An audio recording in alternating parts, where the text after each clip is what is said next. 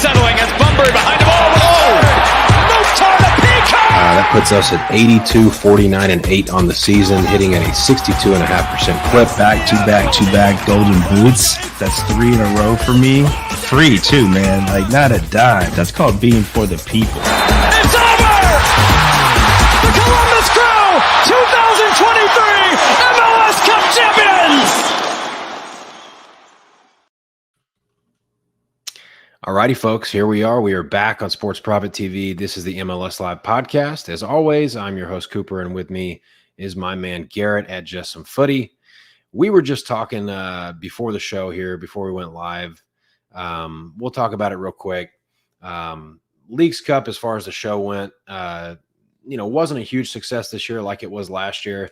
I don't think we lost like a tremendous amount either, because we had some group futures that cashed for us. We had a couple of losing weeks, like small losses, lost some juice on one, lost maybe a unit and some change on a couple others. So, it wasn't like it was a total disaster by any means, but it just wasn't that fun. To be totally honest, it didn't have the same vibes as it did a year ago. And I'm not just talking because we didn't, crush the books necessarily. From just a regular consumer perspective, it was lacking, right? What are your thoughts on Leagues Cup as a whole? Yeah, it sucked. And not about the betting. It's not fun to not win, but that aside, just the tournament itself was pretty much garbage this year. Is night and day from this year to last year. Last year was a lot of fun. I think it helped that last year we went into it without having any expectations. Like, I didn't expect anything good to come out of it at all last year, and it turned out to be a lot of fun. This year, I think the expectations were raised. And I think the two biggest factors were no Messi. That's just always going to hurt the product when your best player isn't playing. And then I don't know, man. I can't buy into the fact that Liga MX teams didn't care, right? Because we saw Monterrey, can their coach for not winning in group play and like getting knocked out. And the Mexican media hit their teams hard when they didn't perform well. Like it could not have been fun to be a Liga MX side in this tournament. It was, rough. It's a rough tournament. It was rough for them. I definitely think nobody wanted, at least from a product standpoint, wanted 4 MLS sides in the semifinals tonight. And so it is what it is. Everything's down this year, though. Numbers were down, attendance was down, eyes were down. This tournament cannot continue as is in its current state at this level. Like they've either got to find a way to get the numbers back up like last year, or they've got to revamp and change this. Yeah, I mean, I saw somebody make a good point on Twitter. May have been our guy MLS Moves. He said, if you're going to have a World Cup style tournament with these two leagues, it needs to be like a biannual thing. At the least every 2 years, every maybe even 3 or 4 years, to get these guys, because it's just so many games. You're pausing the season, and then you're playing a full group play, 32-16 all the way to the finals. I'm pretty much on board with everything you said as far as the takeaways. I want to say this, though, and I'm going to eat a little bit of crow here in a sense that, I lost like 2.5 units on client plays on futures where I backed some MX sides that I really liked. And obviously they just, in hindsight, and here's why I want to say this, because I'm not saying, okay, I think MLS is better than MX now because of Leagues Cup. That's not what I'm basing this on. My kind of takeaway is that I think MLS and MX are as close to even as they've ever been, and MLS may even have an edge, in some territory. And it's not because of Leagues Cup, but I do want to say, in hindsight, I think it was really unrealistic to expect these MX sides to go and play road game after road game after road game, in MLS home stadiums and win the whole thing, right? I mean, that's really tough for anybody, especially when you have the leagues that are just about on level footing now, right? So, But all I've ever heard is how much better Liga MX is than MLS. yeah, and I don't see it. I don't think it's the case anymore. I think, we have players on our teams that are better than the MX best players on a lot of teams. Their thing before was depth, right? I think we still have some ways to go as far as shoring up our depth across. Well, that might change come winter. I think you're going to see more roster rules and regulations loosened come winter, either in the sense of more DP spots or more under 22 spots, or they're going to let teams, or at least I fully believe they'll let teams really start to spend a little bit here. And so, yeah, if that's the case right now, then it won't be long before MLS brings in enough talent to easily surpass League MX. And then all you can look forward to now is trying to bridge that gap with Brazil at that point. Like, that's it. Right. Yeah. I mean, I'd love to see the results. I'd love to see MLS consistently winning Champions League, which is obviously the real tournament. I mean, Leagues Cup is great, or it's not great, but for the MLS team that wins Leagues Cup, it's going to be a trophy. That's cool. We want Champions League trophies for this league, and I'm right there with you. I don't think it'll be long. We will get 3 MLS teams into CONCACAF Champions Cup because of Leagues Cup. Yeah, I mean that's a nice bonus for sure. But let's jump into it though. MLS, yeah, because MLS is back. Yeah, after a month off, we're back with league games.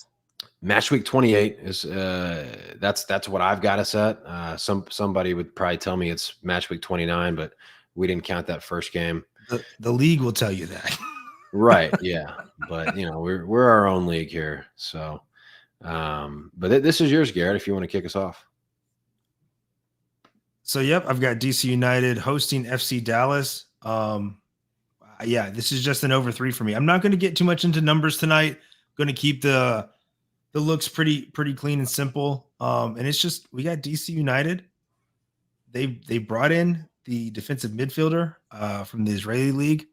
It is hard right now to know how many of the new guys transfer wise for these teams are going to actually start. Some of these guys played in Leagues Cup a little bit. Some didn't. There are going to be some fitness issues. I mean, you can see tonight, Giroud's not starting for LAFC again. He's going to come off the bench. That is just a pure fitness thing, right? Like, the MLS players are just more fit right now than the guys they're bringing over who have been off since June, July, and into early August. So there's just I don't know when he's going to debut. I also don't know if he's going to actually help much. This DC United side is leaky. And while they do need an enforcer in the midfield, they do need that defensive midfielder, that holding midfielder. I don't know if this guy's the answer, right? We'll find out. But this is just an over 3 for me here at -115. I'm not trying to get cute with it. I'm not doing both teams to score over 2.5, anything like that. Just keep it 3. I've got 2 of the leading scorers in the league as far as the Golden Boot race in Benteke and Musa. Musa's been climbing up pretty fast. Benteke's been super consistent. He is DC's only scoring option. So I'll never be against Benteke to score at plus money for DC United, like, ever. Like, that's just that you can automatically play that and profit season long. But yeah, I'm keeping it simple, man. Over 3. I've got a leaky Dallas team on the road. I've got just a leaky DC United team in general with 2 of the best attackers in the league. Just let's have a shootout here. Yeah, I can definitely see it. I had this one written down in my notes as well. FC Dallas is an overs team for me, as far as I'm concerned. Since Nico Estevez was let go of his head managerial position there, they've definitely opened it up. We've talked about that a couple of times on the show. DC at home, hopefully that field is on the mend, getting a little better shape. It was slightly better last Leagues Cup game, so I'd expect it to take some strides as far as playing surface by the time this one rolls around. And yeah, DC United at home. I've been backing them on goals quite a bit this year. Actually, I think DC United home games are typically fun. So, and FC Dallas is not defending right now. They gave up tons and tons of big chances to FC Juarez at home, and then more big chances in their next the next League Cup game, which was St. Louis. That was on the road. Yeah, so I'm right there with you on this one. FC Dallas definitely. DC United are conceding on average 2 goals a game at home. That's just wild to me. Yeah, and there you go too. I mean, DC's not defending. That's been an issue from them basically since the beginning of the year. All right, on to our next one here. And just real quick, guys, since I always forget at the beginning of the show, actually improvement today because it's not the end of the show. After the first play, yeah, hit the like button on the video. Make sure you guys are subscribed. It does us a ton of good. And stick around to the very end of the show. We've got a 2-unit play. You guys know how we rock with the 2 units on this show. And I also have a soft announcement as far as some an update for the channel and some upcoming content that we're going to get rolling out, kind of take the next step as a channel and as a brand. So stick around to the end of the show and we will get to that. All right. This one's mine. I'm rocking with the Loons here. Got a couple of reasons I like this one. Minnesota looks like they'll have Yeboah and their other new DP at least available. Probably not starting as far as I can tell, but available, which is good. And even if they weren't, look, this is. I don't love to see the Sounders this year, to be honest. I think they're being priced here. This game is being priced as a pick'em at Minnesota, right? Minnesota obviously went on a very nice run to start the year and have since really been on a pretty bad run. I mean, is just about as bad as it gets as far as league play. They did end right before Leagues Cup. They did get a W at home against the Earthquakes, which, you know, pretty much everybody's been beating the Earthquakes this year. But Minnesota will be eager to get back and, you know, get a good win at home and a good result in league play because they desperately need it. They didn't do anything in Leagues Cup. And again, I'm not overly impressed with Seattle this year. I like Minnesota. I like them better than the run that they've been on. I think they are better than that. They're not a horrible team. They're not a trophy winning team necessarily, but neither is Seattle. And Seattle's on the road, and Seattle made a decent run in Leagues Cup and clearly had made that a priority. Maybe a little bit of a Leagues Cup hangover here for the Sounders. They've got to go on the road. This is a spot play for me. I like the motivation that Minnesota will have here. I like that Seattle necessarily may not be the most motivated and up for this one after their Leagues Cup run kind of fizzled, right? So this is a spot play for me, and this is a draw no bet. This is Minnesota draw no bet. If this game ends in a draw, you get your money back. So opened at Minnesota plus 115, plus 120. Money is coming on Seattle. And I disagree with the move. I think that Minnesota plus 120 would have been probably a fair price here. So give me the draw no bet after the line move. So I'm interested in this game. I'll probably have something on it that I'll post on X after the show. Minnesota is interesting because they've brought in 5 or 6 guys in this window, in the midseason window for MLS. So this was Ramsey's their coach. This was his first window to actually try to get some guys he wanted. They added 2 new DPs. You touched on it.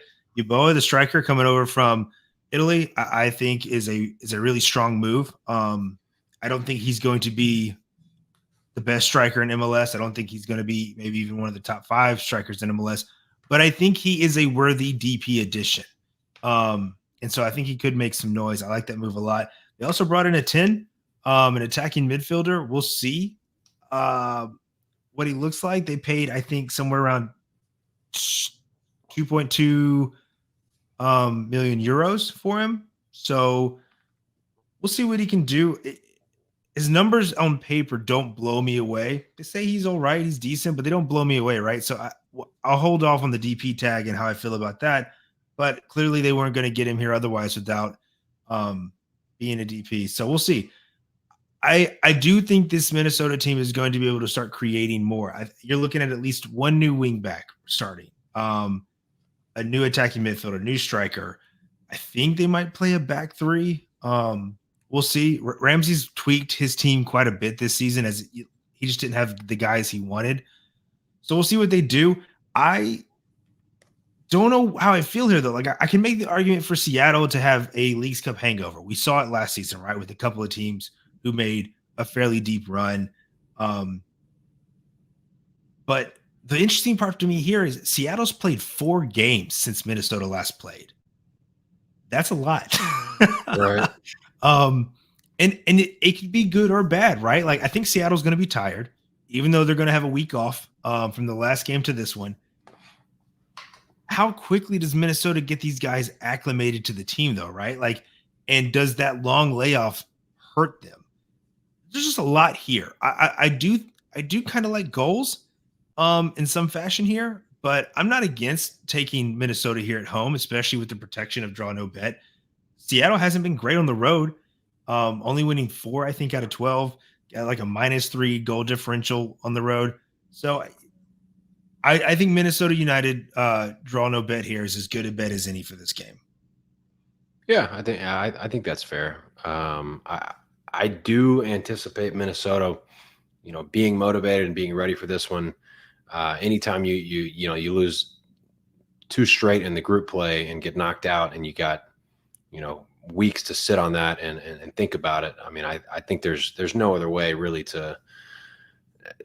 I can't see them coming out flat here. And I could see Seattle coming out flat, but we'll see how that one goes. Yeah, I wouldn't be worried about flat. It would be more like just dysfunction, right? Like a bunch of new guys you're trying to acclimate into the team. If any of these guys start, it's just going to take a while for it to look cohesive and a little more fluid. Yeah, and I can see that. Like I said, I'd be surprised if either of those DPs start, right? But maybe it's some super sub action, which Yeboah was done for a while, so I don't have any visa issues with him. It's just fitness, right? Like how quickly is he getting up to speed here? So yeah, that could be the reason why he doesn't start. The midfielder Pereira, I don't know his visa status, right? That deal was done a week, 10 days ago or so. So I'm not sure if even he might be eligible. If he is, he's just going to be on the bench. I don't think they throw him straight in. But that's something to keep an eye on. Cool. All righty, next one. And we're heading to Children's Mercy in Kansas City. Yeah, so an interesting spot where I've got Orlando on the road, going to Sporting KC. I'm going to do Orlando, draw no bet here. So another kind of like safe, get some push protection here for the road team. As Sporting KC has U.S. Open Cup semifinal midweek. So for me, this is just the Open Cup look ahead spot. Now they are taking Indy 11, which Indy 11 has made it to the semis, even as a USL side. So you can't take them light. And I'm not even sure I expect rotation from Sporting KC here, even after the long layoff, because both teams have been off for a while. That U.S. Open Cup is going to make or break Sporting season, though, right? So like that is the prize right now. So it's just one of your stereotypical look ahead spots where I've got an Orlando side that is fine. They've been very lackluster this season compared to what we thought they were going to be in preseason. But this Sporting KC side is awful. They're nothing to write home about. One of the oldest teams in the league. I've harped on that quite a bit. They've only won 1 game in their last 5, including Leagues Cup games. This is just a side that I'm not scared to fade in the right situation. And I think at this price, at -105 or even money, like shop around the book, it's just a good spot to fade Sporting KC here. So yeah, this was a pretty easy look ahead spot for me to take a stab at. Yeah, I'm with it. I like Orlando's form of late as well. They've kind of gotten things together. Orlando all season, really, like you said, they haven't really lived up to expectations. But one thing they've been good at is beating teams, towards the bottom of the table. They have done that pretty consistently, even on the road. Nashville, New England, Toronto, Chicago, teams like that. And then obviously, they've lost to the big dogs. They haven't really been able to hang with the big guys. So I like how Orlando has looked recently. I like the look ahead spot here. They haven't lost since June 28th. Yeah. So I mean, they've got some momentum, and I watched their first Leagues Cup match. Obviously, they were at home, and it was Montreal, but I mean, they look smooth. They looked really good. So I think things are clicking. And it looks like they're going to keep McGuire for the year. I think they just gave him a contract extension. That's big. That Europe move didn't work for them, and so yeah, it's huge. It's huge to keep the burnt toast on the bench and let McGuire just keep starting. Yeah, burnt toast on the bench, French toast on the field. Keep the good stuff out there. So yeah, I like this one though. Sporting KC, I didn't even know that they had the U.S. Open match midweek. That's big here. They're not going to rotate for that because that's their season, like you said. I mean, these guys, Sporting KC needs to win. It's short rest. It's a Tuesday match. Okay. So like they only get Sunday and Monday off. Right. Yeah. So they can't rotate for that U.S. Open Cup match. Like there's no that this Open Cup match is the season. They win. Exactly. If they can win the U.S. Open Cup, they salvage their season 100%. Right on. Yeah, I'm with you here. I'm with it. LAFC up 1-0. Yes. Excellent. Who scored? Bawanga. Of course. He wasn't going to let Rossi have the golden boot for long. Right. Yeah. That doesn't. What, golden boot for Leagues Cup? Yeah. Oh, okay. Rossi took the lead in the Cruise game tonight, and then Bawanga just took it back. Gotcha. All right. So LA Galaxy, Atlanta United. Thought about this one a little bit, and I'm gonna fire on the home side here. Just a good old LA Galaxy money line. Look, as far as I'm concerned, this Atlanta United team is a fade until they get reinforcements. I don't see what's his name coming over from Atalanta. He's not gonna be ready, right? His visa's done, so I would expect to see him on the bench. Okay, so maybe a debut from the bench. Either way, Joe Willich back in training, which I like. Just read a report before we got on that Marco Royce, his visa is supposed to be done, and he should be available off the bench for his debut. Which that is what it is. I mean, I'm so curious. He will get maybe 15 minutes. Yeah, and I'm curious to see. Dude hasn't played in months. Right. Yeah, where he would even fit, if he was fully fit and healthy. So, all I that told stuff you he's taking Brugman's old spot. Like, yeah, I fully believe that he's going to be the 8, and he's just going to go forward. I mean, they're going to push at times 5 guys forward in attack. That's going to be fun. But yeah, I mean, all that stuff is kind of secondary for this one. Atlanta's a fade for me. They looked horrible against Santos. This team is a fade for me until they get all the reinforcements in shape and starting. You've also got the West Coast, the West Coast bonus here, as far as it's tough playing on the West Coast. LA Galaxy, I like backing this team when Joe Willich is healthy. He won't be fully fit to start, but he will be available off the bench, last I read. And LA Galaxy, they're in first place in the West for a reason. We've only got 8 MLS matches left until postseason, by the way, which seems like the season has just flown by. But we got 8 games left, and LA Galaxy, they're going to want to try to stay on on the top of the standings in the West for sure. This is a game they've got to win. If they want to win the West, this is a game they got to win. Atlanta is a fade. I don't love trusting LA Galaxy back line, but this total's too high to play any kind of money line or any kind of team total, obviously, with them being at home. I don't think it'll be a problem. I think this is a good a spot of, as any, a playable line for LA Galaxy at home against Atlanta United, who again is just a fade right now. I don't think you can back Atlanta and United almost the rest of the season. Even if Miranchuk gets some starting time in the next few games, there's just not a lot of talent on that side, especially in attack. And I don't think he's good enough to do it on his own. I think he's a good player for sure. But he's not good enough to do it on his own. With the Galaxy, so this is a game I had circled. What I'm going to do with this one is I do like Galaxy to win, but I don't think Galaxy win 1-0. And so what I like to do here is I'm going to add Galaxy plus over 1.5. It only saves you 20, 25 cents depending on your book. But that's enough for me in a spot where I just don't think the Galaxy win 1-0 to really anybody. Between their questionable back line and that attack, you either get multiple goals from the Galaxy or they're gonna let something in, right? So yeah, I think the Galaxy is the play here. If you're just feeling super froggy, LA Galaxy plus both teams to score is always worth a sprinkle, pretty much, especially at home. But yeah, LA Galaxy money line. If you just want to keep it super safe, I'll be on Galaxy plus over 1.5. Again, not saving you a ton, but every penny matters. So I like this spot a lot. Cool. Alrighty, and without further ado, we move on to our 2-unit play for this week.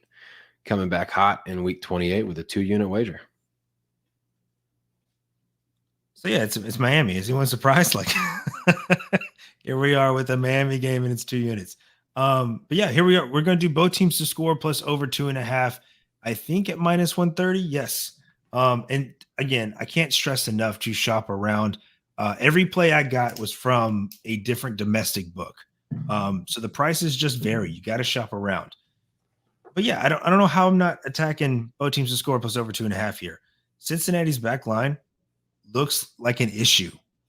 Even with Robinson back, it looks like an issue. I don't think the reinforcements they brought in are going to be that much of a step up to really fill the gap that Miazga and company have left with their injuries. We know Miami can score, Messi or no Messi. Oh, by the way, Messi's not playing in this game. I don't think you see Messi until after the international break in September at the earliest. But I don't think it matters. Like Miami has shown they don't need Messi to score. So yeah, I'm just give me Miami, give me Cincy. Cincy brought in Giussini from Como. We've seen him in MLS before. He's a very serviceable striker. He's going to absolutely help that attack. Acosta, I believe, should start. They've been a week off. He played the full second half last game, so I should see a healthy Acosta out there. This is gonna be a fun game. I really, really believe it. And so I don't know where to go with it as far as anything else. I have fallen in love with Rojas. Him to score is just a great option. Gressel is just throwing dimes out this season. Both teams are just great. And with Cincy being on the road, yeah, give me goals. Yeah, I mean, not a lot about today has, none of our plays have really been all that complicated. At this point in the season, honestly, I mean, we know who they are. We know the teams. At this point, it's finding edge on kind of ebbs and flows. And one of those ebbs or flows, which, whatever you want to call it, is that Cincy back line. And you calling it an issue, I think that's accurate. I mean, they looked like an issue in Leagues Cup. It looked like an issue even in MLS play before Leagues Cup. I thought that it would look a little better once they got was it Robinson? Yeah. Once they got him back, I was expecting a little bit better defensively, but Hasn't been. FC Cincinnati's been scoring goals. Their attack looks great. Obviously, with a healthy Acosta, that's great. Everybody's going to give Miami their best shot. Miami is a very good team, even without Messi, and the attack has been awesome, even without Messi. Just really hard not to see this one. If you want numbers, Miami involved. both teams to score at home is 77% this season. FC Cincinnati both teams to score on the road is 83% this season. Tell me that one of these teams can't get two.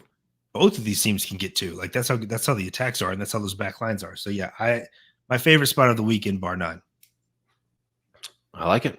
I like it for sure. I'm really excited to see the Inter Miami new stadium. It's supposed to be done next year. So they're supposed to be playing games in it next year. At the beginning of the year, I remember asking somebody, does anybody know if it's going to be done? Because it looked like construction wasn't even really close. And then I read a recent update that said they're still planning on it being done for 2025 opening day. So that's going to be a great. It's going to look good. Yeah. I will absolutely have to go to NYC Stadium when they open it up, though. Oh man, dude, that's going to be so sick. Some of the best renderings I've ever seen of a stadium. Dude, that might take the cake for the standard in the United States for a soccer venue. I mean, just insane. It looked awesome, and I love New York City as it is, one of my favorite places to visit.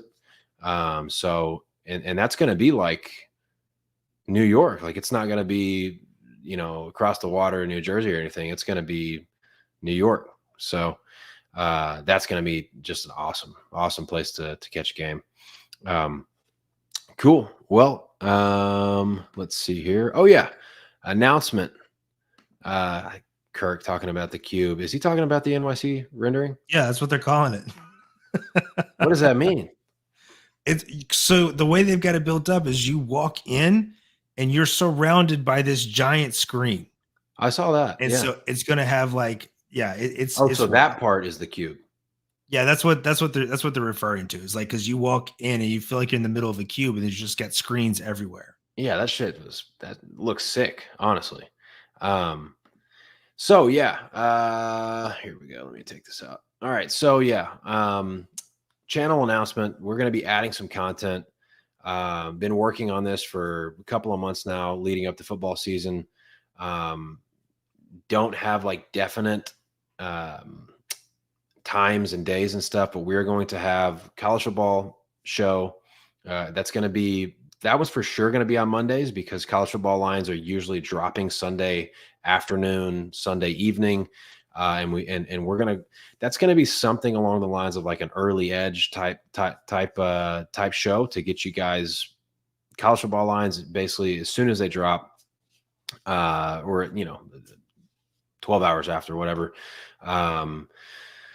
I'll already have stuff sent out, obviously Sunday night, but we will get you guys taken care of on Mondays. Probably going to have NFL with a very special guest for our Tuesday show. And then I'm working on some other soccer content as well. I don't have my co-hosts totally nailed down yet, so I cannot announce those, but adding shows to the channel. This podcast, the MLS Live podcast, has been really the blueprint for what I want to continue to do on the channel. Obviously, I feel like we've really put a lot of time into doing this, and we're good at it and we're sharp. And from a selfish perspective, having Garrett on the show makes me better at betting MLS. So this is something that I would already be doing either way, as far as betting MLS, betting college football, betting NFL, other leagues and stuff like that. So for me, I enjoy doing the show. Being able to bring a co-host on that specializes in leagues like that improves my portfolio. It's really a win-win, and it's a lot of fun. And I just want to reiterate how thankful I am personally for everybody that tunes in and that I hear from in the DMs and on Twitter. Y'all really make it a blast. You make it a ton of fun. And we're just going to continue to do that and grow the whole thing and keep cashing tickets, right? Absolutely, man. Absolutely. I'm excited. I'm excited for what you got coming down the pipe. It is truly going to be Sports Prophet TV here soon, with easily your best sport, college football, like bar none. So I will be tuning in. Absolutely. Yeah, busy season to say the least, right? But it's I wouldn't have it any other way. I mean, it can be a whirlwind at times, but I mean, we live for this stuff. So, well, cool. Yeah. Again, final reminder: if you don't, if you're not following us on Twitter, we're at MLS Live Podcast. Subscribe to us here on YouTube if you haven't yet. And guys, we gave out 5 plays. Stoked to have MLS back. And lock them in now because, as always, these could move. And let's cash some tickets. And we'll see you guys next week. Yeah, make sure you're following both handles here. I will drop more plays after the show for some other looks that I really like, but I save my favorite looks for the show, so you get those first. Fantastic. All right, guys. See you next week.